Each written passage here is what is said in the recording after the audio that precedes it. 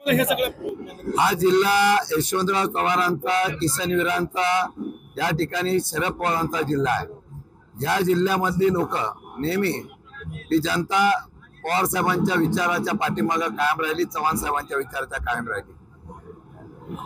हार जीत होत असते, परंतु विचार धरून चालणाऱ्याची नेहमी विजय होत असतो। मला वाटतं आज मी अध्यक्षपदाची जबाबदारी घेतल्यानंतर पहिल्या प्रथम सातारला येतोय आणि काल अधिवेशन संपलं। आज येत असताना पुण्यापासून सगळीकडे साताऱ्यामध्ये प्रवेशद्वारापासून चांगल्या प्रकारचं स्वागत, उत्साह आहे आणि विशेषतः तुम्ही बघितलं सामान्य कार्यकर्ते फार उत्साहाने येतात, जे पवार साहेब प्रेम करतायत ते उपस्थित आहेत आणि स्वागत होत आहे। मला वाटतं उद्याची नवीन संघर्षाची दिशा या स्वागतातून प्रेरणा देणारी मला ठरेल। सातारा जिल्हा आता तो भाजपचा बालेकिल्ला म्हणून ओळखला जातो। पुण्यात शरद पवार गटाचा बालेकिल्ला मिळवून देण्यासाठी आपलं कसं असणार आहे? पवार साहेबांनी सातारा जिल्ह्याला बहुमान दिला।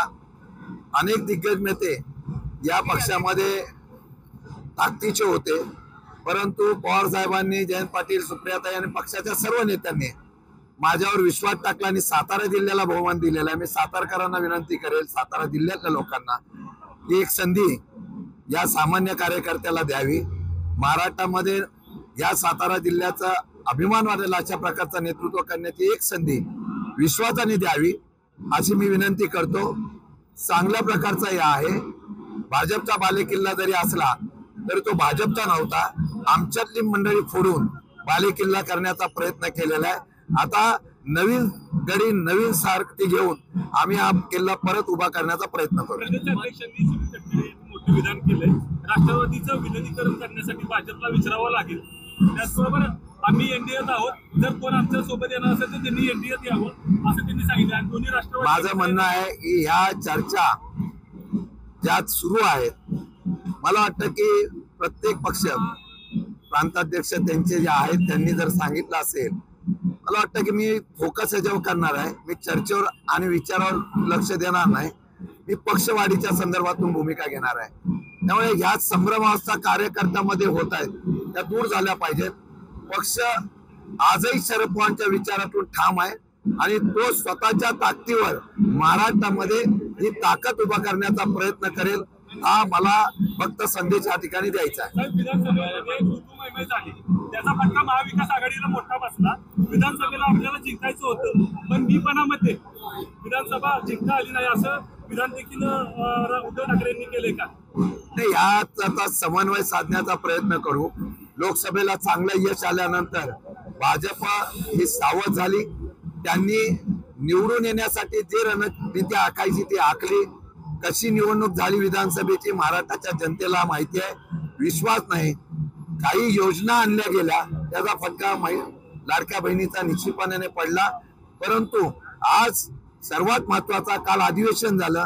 आम्ही अधिवेशनामध्ये आजही खरीपाचं पीक या सातारा जिल्ह्यात नव्हे तर महाराष्ट्रामध्ये सुद्धा काही क्षेत्रामध्ये जावलीला, तर परवाच्या दिवशी राष्ट्रवादीच्या शरद पवार गटाने मोर्चा पण काढला होता। आमचं म्हणणं आहे की या असलेल्या अवकाळीला, या असलेल्या अतिवृष्टीला सरकारने मदत करावी, ओला दुष्काळ जाहीर करावा। दुर्दैवाने सरकारने तो केला नाही। आम्ही अधिवेशनामध्ये बेरोजगारांचे प्रश्न मांडले, तरुणांचे प्रश्न मांडले, फक्त आश्वासन द्यायचा। आता लाडकी बहिणीच्या मध्ये सुद्धा कात्री लावायला सुरुवात केलेली आहे, निधी नाहीये। इतर मागासवर्गीयाचा आणि ओबीसी इतर समाजाचा निधी आता वळवण्याचा प्रयत्न होऊन तो समाज नाराज झालेला आहे। माझं म्हणणं आहे, समाजामध्ये जागृती केली तर 100% या सरकारची नाराजगी पुढे येणाऱ्या काळामध्ये दिसून येईल। सुनील तटकरे म्हणतात की अजित पवार राज्याचे मुख्यमंत्री व्हावे अशी कार्यकर्त्यांची इच्छा आहे, पण वास्तव जरा वेगळा आहे। एखादा दिवस नक्कीच येईल त्या दिवशी असा निर्णय होईल। याचा काही येणारा दिवस काय होईल तर मी आज सांगणार आहे। मी येणाऱ्या दिवसामध्ये माझी पार्टी कशी मजबूत होईल आणि 2029ला या पार्टीचा निश्चितपणे सत्ता ही या राष्ट्रवादी शरद पवार गटाची कशी येईल याचा मी प्रयत्न करणार आहे। उद्धव ठाकरेंना परत एकदा टार्गेट करतात, यामध्ये ज्यांना संपलेले बोलले, ज्यांच्या सोबत तलमरे बाहेर असं म्हणायची वेळ आली आणि त्याला माणसासोबत पुन्हा एकदा केलं। नाही, आता या पक्षाचा एकमेकांच्या बद्दल ज्या पद्धतीने वक्तृत्व होतं, मला वाटतं की मराठा संस्कृती काल विधान भवन मध्ये पण तुम्ही बघितलं असेल, ते महाराष्ट्राच्या विधिमंडळामध्ये अशा प्रकारचा विषय होतो, एकमेकांबद्दल राजकीय द्वेष निर्माण करण्याचा ज्यावेळेला नेतृत्व प्रयत्न करतं, मला वाटतं हे चुकीचं आहे. आणि मला वाटतं की टोकाची असलेली भाषा ज्यावेळेला वापरल्या जाते तेव्हा खाली त्याचा बोल कार्यकर्त्यामध्ये येतो आणि त्याचा प्रत्यंत हाणामारीमध्ये होतो. फडणवीस म्हणतायत की महाराष्ट्राला मुंबई महाराष्ट्रापासून वेगळी केली जाणार, कुणाचा बाबी होऊ शकत नाही असं तुमचं विधान आहे. लोकांना शंका आहे ना, ज्यावेळेला राज्याच्या मुख्यमंत्र्यांना सांगावं लागतं मी कोणत्याही परिस्थितीमध्ये मुख्यमंत्री म्हणताय की मी मुंबई वेगळी करून देणार नाही, मुख्यमंत्र्यांना हे सातत्याने का सांगावं लागतं मला कळत नाही. आज लोकांच्या मनामध्ये जी शंका आहे की या मुंबईमध्ये आता तर तसं नाही, मुंबई आपल्यात ठेवली पण मुंबई उद्योगपतींच्या ताब्यात देण्याचं काम चालू आहे, लोकांना मुंबईवर वेगवेगळ्या भाषेचं सक्ती करण्याचं काम चालू आहे. आता सुद्धा लोकांनी विरोध केल्यानंतर त्रिभाषिक शिक्षण मध्ये ही भाषा घ्यावीच लागेल अशा प्रकारचं वक्तृत्व होतं. म्हणजे दिल्लीवरून आलेल्या निर्णयाचा अंमलबजावणी करण्याचा प्रयत्न होत असेल तर मला वाटतं की त्यामुळे लोकांच्या मनामध्ये शंका आहे की आता आपल्याला या मुंबईला तोडण्याचा प्रयत्न होतो का काय. साहेब, पक्षाने तुमच्या मोठी जबाबदारी सोपवली.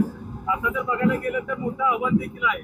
विरोधी पक्षाची बाजू ही कमकुवत दिसते आणि यामध्ये आता तुमच्याकडे पक्षाची धुरा आली तर कसं बघता याकडे? लगेच मी आल्यानंतर काय लगेच यश आणणार नाही. मी सुद्धा पराभव झाल्यानंतर दुसऱ्या दिवशी कामाला लागलो. प्रयत्न करणं आपलं कर्तव्य आहे. मला वाटतं की एक दिवस मला जो आत्मविश्वास आहे, महाराष्ट्राची जनता आहे, त्या महाराष्ट्राच्या जनतेने खासदारकीला इतिहास घडवलेला होता, विधानसभेला तसाच निकाल होता. पण ही महाराष्ट्राची जनता आहे.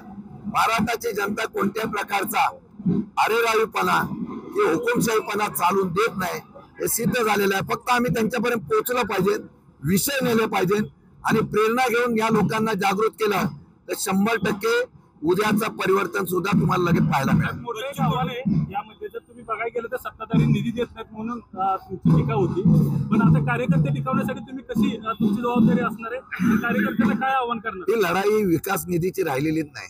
पूर्वी निवडणुका विकास पर्वावर व्हायच्या, एकमेकावर विकासावर आरोप व्हायचे. आता निवडणुका सत्ता आणि सत्ता टिकवण्यासाठी कुठल्या प्रकारच्या रणनीती आखायच्या, ठोकशाही, हुकुमशाही, दडपशाही याची प्रवृत्ती आहे. त्याच्या विरोधामध्ये जनजागृती, युवकांची जागृती हा एकमेव पर्याय आहे. साहेब, सातारा जिल्ह्यात 8 आमदार 1 खासदार विरुद्ध प्रदेशाध्यक्ष अशी लढाई आता होती. सातारा जिल्ह्यात 8 आमदार 1 खासदार आणि 1 प्रदेशाध्यक्ष अशी लढाई आता दिसत आहे.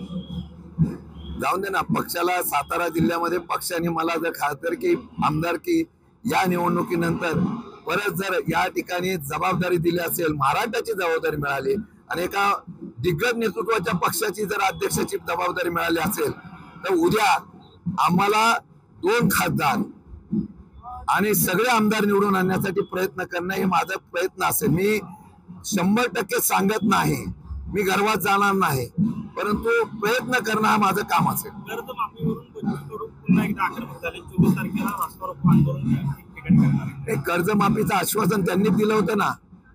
आम्ही सभागृहामध्ये परवाच्या दिवशी कर्जमाफी, त्यानंतर वीज माफीच्या बाबतीमध्ये विषय बोललो, परंतु त्याला कुठल्याही प्रकारचं उत्तर दिलं गेलं नाही आणि कर्जमाफी करण्याचं आश्वासन देऊन मतं घेतलेली आहेत. शेतकरी आता शून्य झालेला आहे.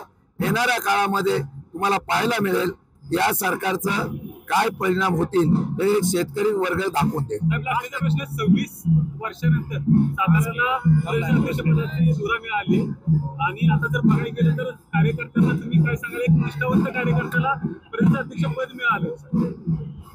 मी एवढंच सांगेल, सातारा जिल्हा हा चव्हाण साहेबांचा, पवार साहेबांचा विचाराचा जिल्हा आहे. तो तोडण्यासाठी ज्या प्रकारचा प्रयत्न झालेला आहे, मी जनतेला आव्हान देईल, एका सामान्य कुटुंबातल्या मुलाला पवार साहेबांनी जिल्ह्याचा अध्यक्ष नव्हे तर राज्याचा अध्यक्ष आता केलेला आहे. या अध्यक्षाची जबाबदारी घेत असताना आपला माणूस मोठा व्हावा, सामान्य माणूस मोठा व्हावा, पण फक्त ताकद द्या. सातारा जिल्ह्याचा इतिहास आणि झेंडा हा महाराष्ट्रामध्ये फडकवण्याचा मी 100% प्रयत्न करेन. राज ठाकरेंनी भाजपला टार्गेट केलेलं आहे काल भाषणामध्ये, हिंदीच्या मुद्द्यावरून पुन्हा एकदा टार्गेट केलेलं, कसं बघताय? असं आहे की हिंदी भाषा जी आहे ही पर्यायी भाषा आहे, परंतु अन्य राज्यामध्ये मातृभाषेला प्राधान्य दिलेलं आहे. पहिलीपासून या आता हिंदी भाषा 5वी पासून आहे ना, पहिलीपासून करण्याचा हट्ट असता तर ही हळूहळू मुंबईवर महाराष्ट्रावर आपला विचार लादण्याचा प्रयत्न होतोय. त्याला विरोध राज ठाकरेंनी केलेला आहे, त्याला विरोध आम्ही सुद्धा केलेला आहे. आता एकच आहे की संभ्रम दूर होऊन सर्व विरोधक एकत्र आले तर या सत्तारूढची मस्ती असलेल्या सरकारला खाली उतरवल्याशिवाय पण राहणार नाही.